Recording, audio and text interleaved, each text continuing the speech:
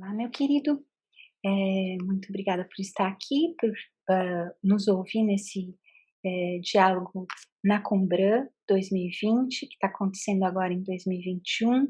Eu quero agradecer o convite, um convite dedicado, delicado, agradável, de um assunto bastante importante e que você vai ver que a gente vai discutir de uma forma diferente, para que a gente observe o que está acontecendo hoje e os motivos. Nós vamos falar sobre competências do profissional de saúde e e-learning. E meu nome é um nome mais complicadinho, mas eu gosto bastante que me chamem pelo apelido Maine Skelton. Então, por favor, fique à vontade, pode preparar aí o seu lápis, a sua caneta para anotar as suas dúvidas e a gente poder conversar sobre elas, tá bom? Bom, para a gente conversar sobre competências, a gente precisa observar alguns desafios que a gente tem vivido ultimamente, principalmente com respeito a toda essa caracterização de sociedade onde a gente está inserido, né? O profissional de saúde, ele faz um juramento quando ele termina o seu curso para ser apresentado a essa sociedade de dar suporte à saúde e à vida de pessoas, de trabalhar com um modelo mental que absorva a multi e a interdisciplinaridade, quer dizer, junto com pessoas, de trabalhar em equipe e até num contexto mais interessante que é o de time, junto com pessoas, de pesquisar. Às vezes pesquisar pode ser solitário, mas em geral a gente faz pesquisas em grupos de pesquisadores, de estar conectado com tudo o que está acontecendo ao seu redor e absorver o melhor que ele puder de tudo isso para incorporar no seu dia a dia e modificar suas atitudes. E de educar. Educar tanto no sentido do professor educando um grupo de alunos, quanto no sentido de um profissional isolado de saúde educando os seus pacientes, ou seus clientes, como você queira chamar, né? E aí a gente precisa observar esse contexto educacional, verificando que ele se transforma na medida em que o mundo se modifica. Então, por isso que eu falei de estar conectado, de entender a sociedade onde a gente está inserido e de absorver tudo isso para a mudança da sua realidade diária. A pedagogia transformadora, ela promove uma transformação social de maneira inovadora. Então guarda isso, porque a gente vai discutir esse aspecto um pouquinho mais, tanto no âmbito profissional, como eu falei, quanto de formação de um profissional, né? Tanto quando eu lido com alunos, quanto quando eu lido na formação de profissionais nesse sentido, tanto quanto eu lido com pacientes e clientes no meu atendimento diário, por exemplo. Eu educo nas duas frentes, né? Nós somos profissionais considerados profissionais de fé pública e nós precisamos entender essa importância, esse papel que temos nessa sociedade. Quando eu fui investigar as diretrizes curriculares da nutrição, as diretrizes, na verdade, dos profissionais de saúde, né, são diretrizes curriculares nacionais para os cursos da saúde e tem as específicas para cada área. Elas implicam em um desenvolvimento de habilidades comum a todos, que é ter atenção à saúde, a tomada de decisão, que é uma particularidade nossa, a gente precisa entender de tomar decisões frente a uma série de circunstâncias que sejam apresentadas a nós ali. E essas circunstâncias envolvem muito mais do que só o problema em si, por exemplo, de educação alimentar, né, no caso da nutrição. Também envolve uma habilidade de comunicação. Eu preciso lidar, eu lido com pessoas o dia todo, né? Podem ser alunos, podem ser clientes, podem ser pacientes. Eu tenho que ter uma característica de liderança. Eu tenho que trabalhar os contextos diversos na sociedade, trazendo caminhos para que outros possam percorrer junto comigo. E às vezes eu preciso determinar que essa liderança deve ser tomada pelo profissional de saúde. que também deve ter um aspecto de administrador e gerenciador de processos, por exemplo.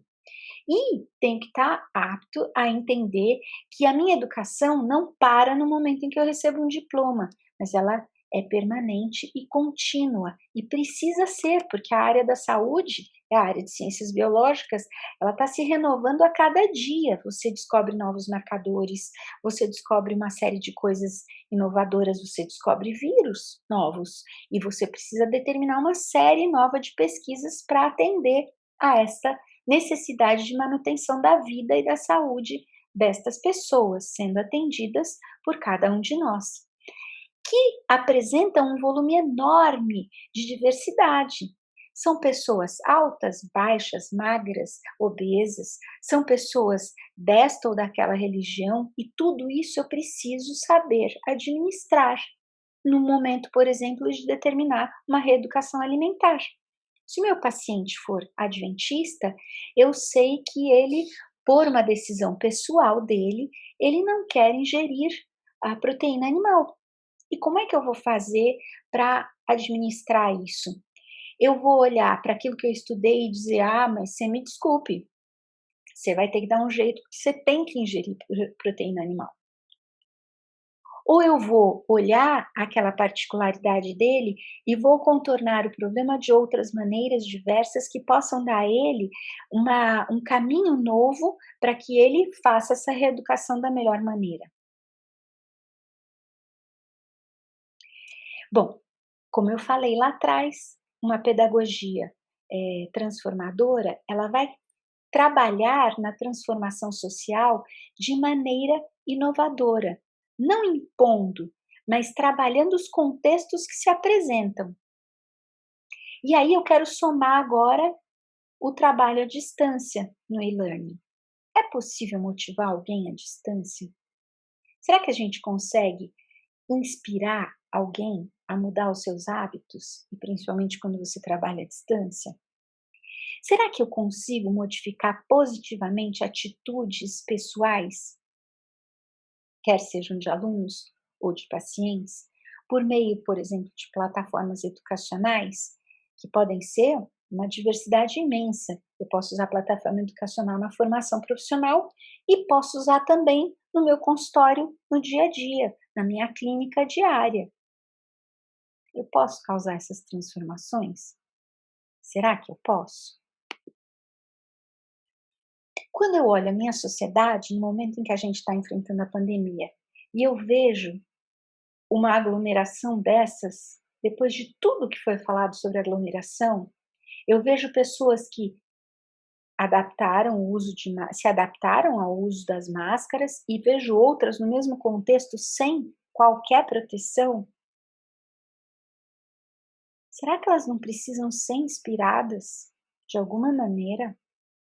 Será que nós estamos educando corretamente? Será que nós temos desenhado objetivos atitudinais adequados para que essa população seja transformada socialmente de maneira inovadora?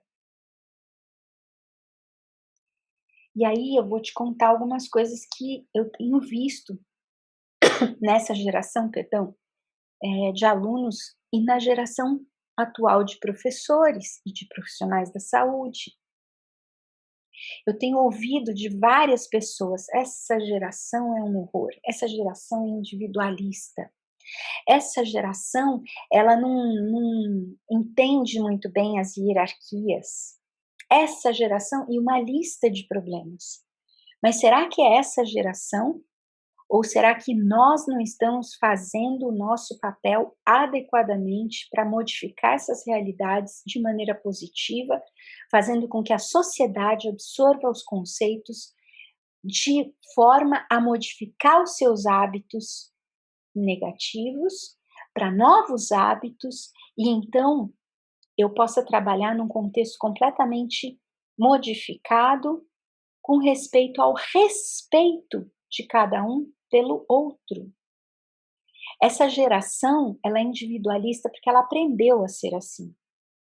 Ela, na verdade, tem visto maus exemplos e, infelizmente, eu tenho que pedir perdão como professora porque eu tenho muitos colegas professores que não se dão ao trabalho de dar bons exemplos aos seus alunos.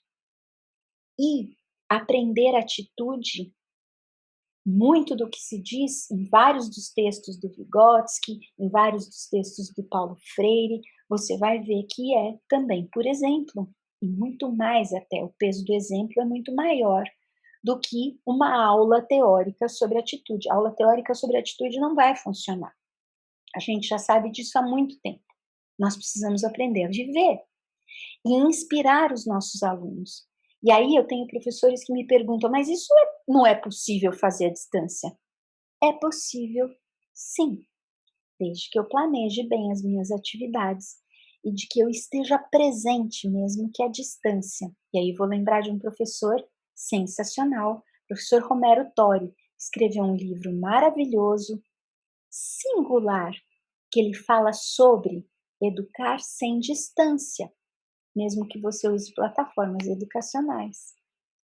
Essa sociedade que virou um caos pode ser completamente modificada quando você planeja bem as suas atividades educacionais, quer seja no âmbito de formação de profissionais, quer seja no seu consultório, a um, paciente por paciente. Você modifica narrativas que eu vi na imprensa durante a pandemia de pessoas que fizeram discurso de ódio com famílias que moravam no mesmo prédio porque estavam contaminadas por Covid-19.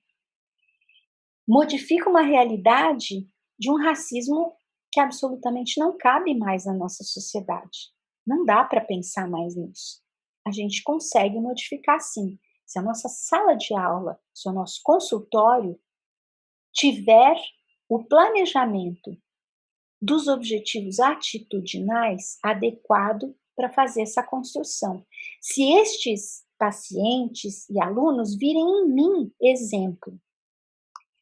E aí nós temos um livro muito interessante que foi escrito e que ele descreve as competências adequadas próprias que se espera para o século XXI, que devem ser construídas nesse século. E a partir desse documento foi construído o documento da Unesco de 2015, esse livro é de 2009, o documento da Unesco reúne essas competências e apresenta para a gente. E daí eu queria conversar com vocês um pouquinho sobre elas. Elas são agrupadas, podem ser agrupadas em 3 grandes grupos. Um grupo que objetiva a nossa saúde mental, para que ela esteja adequada, bem ajustada e bem trabalhada para esse novo modelo de sociedade. Também tem em mente a autoaprendizagem e aspectos relacionais. Então, quanto à saúde mental, eu preciso encontrar humor nas coisas que eu faço no meu dia a dia, eu preciso ter curiosidade, eu preciso ter fascínio por aquilo que eu faço. Eu preciso criar, imaginar, inovar, eu preciso saber administrar a minha impulsividade, eu preciso assumir riscos responsáveis, isso é muito legal. Com respeito à autoaprendizagem, eu preciso aprender a persistir, eu preciso ter a visão de uma metacognição, eu não aprendo aquilo estanque, mas aquilo tem uma série de ligações que podem trazer novos aprendizados. Eu preciso saber perguntar, eu preciso buscar precisão nas coisas que eu faço, eu preciso entender que a minha aprendizagem é contínua e vai continuar ao longo de toda a minha vida. E eu preciso saber aplicar os conhecimentos em situações novas. Se você olhar esse conjunto de competências para que eu mantenha a minha saúde mental, para que eu aprenda, você vai ver que ele está buscando para si muitas coisas interessantes, mas isso tudo só faz sentido quando você extrapola os aspectos relacionais.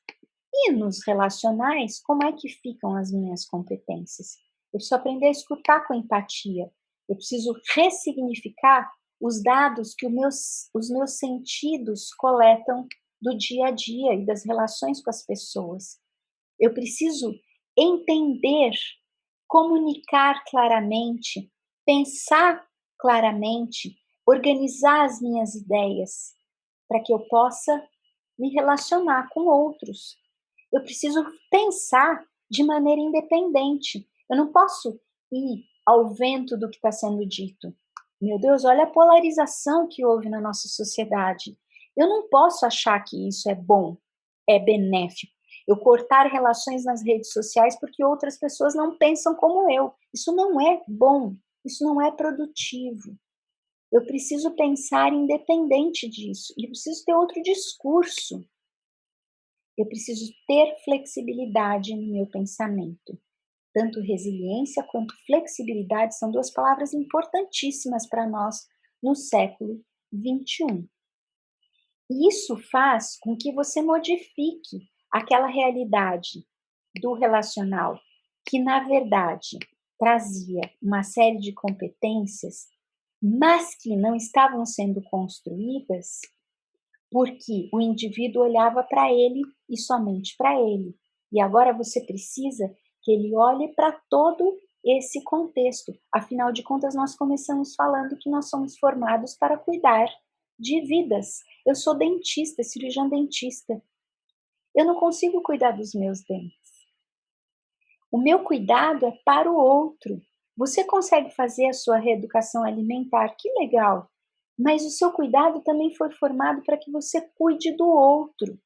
E a gente precisa ter isso muito claro e muito pautado no nosso dia a dia para que a gente modifique positivamente essa realidade de sociedade onde a gente vive. Essas competências foram construídas porque muitos estudiosos viram aonde a nossa sociedade, para onde ela estava caminhando. Não adianta a gente falar que os pais hoje passam a mão na cabeça dos filhos. É verdade isso, mas nós também temos o nosso papel e nós não estamos cumprindo com ele para que estes indivíduos, esses jovens, sejam formados com o olhar para o outro. O olhar está muito para o meu umbigo. E isso faz com que essas competências não sejam construídas adequadamente.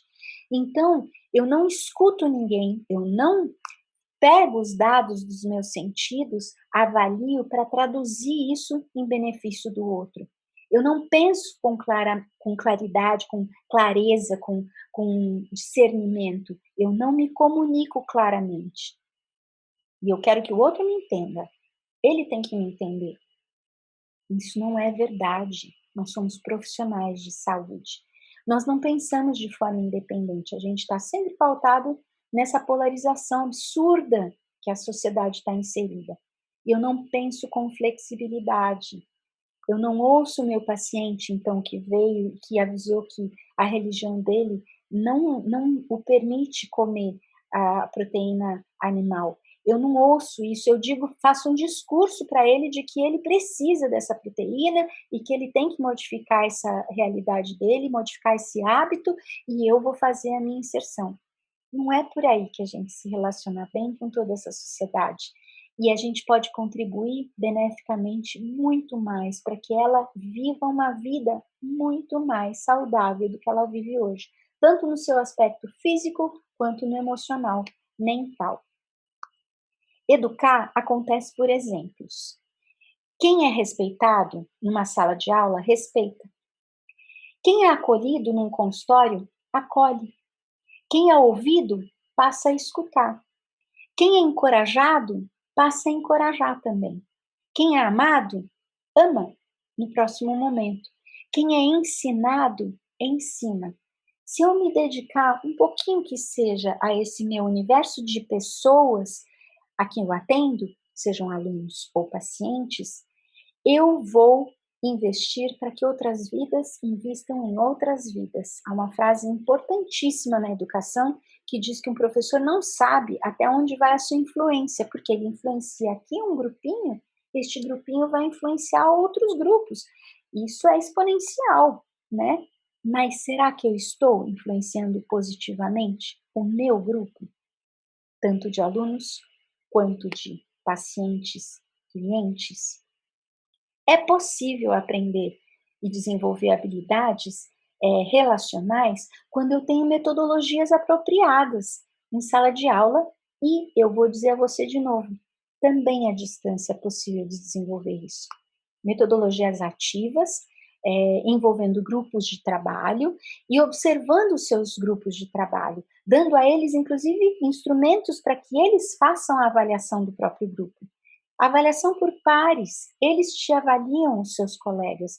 Os colegas não precisam ver a avaliação que os seus colegas fizeram deles, mas nós precisamos saber se eles estão se avaliando, se estão se avaliando adequadamente ou não, e como é que eu posso interferir positivamente nesse quadro. Eu posso fazer grupos de oposição em sala de aula. Tenho excelentes experiências com alunos em que nós fizemos grupos de oposição e um defendia e o outro condenava uma determinada situação, mesmo que eles não condenem propriamente, mas estão no grupo que vai ter que condenar aquela atitude, e aqueles que se opõem vão ter que se opor a essa situação. E você vê crescer um discurso e um diálogo importante, porque eles aprendem a respeitar a opinião dos outros. Mas nós não temos mais isso em sala de aula. A sala de aula virou uma aula que eu falo e você ouve e reproduz. Tem que reproduzir exatamente o que eu estou falando, senão eu dou 0 na prova. Isso não faz sentido mais. Eu tenho que ter momentos de apresentação individual, com os colegas fazendo discussão sobre essa apresentação. Eu tenho que ter avaliação com consulta, sim. Não existe hoje, quando você tem uma internet com tudo pronto, não existe mais fazer prova e cobrar decoreba do aluno. Mas existe prova inteligente que o faz buscar em fontes confiáveis. Eu preciso ensiná-lo a buscar nas fontes confiáveis. Também é uma habilidade que precisa ser desenvolvida.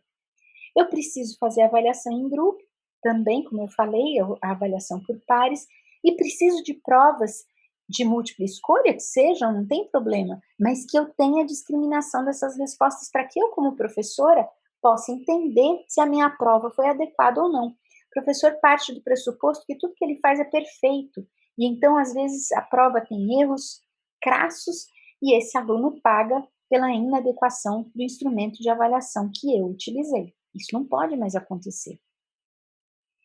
Bom, esse primeiro semestre de 2020, estou controlando o horário para não ultrapassar, porque eu queria falar um monte de coisas com vocês.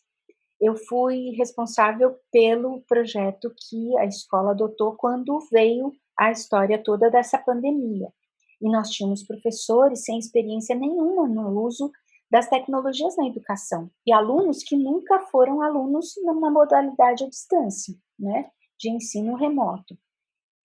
Na educação remota proposta, nós propusemos a entrega de conteúdos, não foi educação à distância, porque você não derruba um programa já pronto para uma modalidade educacional presencial, para agora revalidar tudo isso de uma hora para outra. Nós propusemos a entrega de conteúdos e interações assíncronas, porque nós temos alunos de diversos contextos diferentes, alunos que não conseguem acessar a internet, alunos que não têm a possibilidade de um equipamento dedicado. E na pandemia, os pais usavam os equipamentos para fazerem atividade profissional remota. E muitas vezes esse aluno não podia ter acesso a esse computador, e ele não tinha um bom celular para fazer o acompanhamento das atividades. E nós tivemos que dialogar com esses universos, o universo dos professores, o universo dos alunos, e apresentar para eles possibilidades. Falar para um professor que dá uma aula de 3 horas seguidas, dizer para ele, nós vamos ter que gravar vídeos curtos. Mas como? Eu dou uma aula de 3 horas. Mas acontece que você está falando com uma geração que não trabalha mais com essa ideia de uma aula de 3 horas. Você pode pegar esse conteúdo, enxugar, tornar a comunicação mais leve e entregar alguns vídeos de 10 a 15 minutos.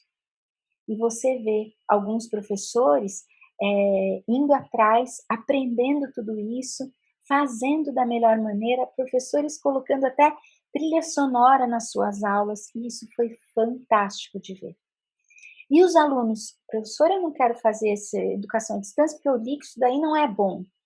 Pô, mas deixa eu te contar. Primeira coisa, educação à distância está provado na literatura científica que muitas vezes trabalha num contexto de aprendizagem muito mais profundo do que a educação presencial. Você sabia? Não, nunca tinha visto isso, professora. Bom, então esse é o primeiro dado que eu vou te dar. Segundo dado que eu vou te passar, não é a educação à distância que a gente está fazendo. E por que não seria bom se os professores são os mesmos da educação presencial que você estava tendo? Nossa, professora, é verdade, eu não tinha pensado nisso. E então as coisas começam a se encaixar e os quadros começam a ficar mais leves, apesar da gente passar por uma pandemia que nos deixou todos sem chão. As interações síncronas foram encorajadas apenas para atividades não obrigatórias, e o contexto de provas e avaliações a gente teve que trabalhar com os professores para que eles entendessem a oportunidade de fazer uma prova à distância, mas meu aluno vai colar!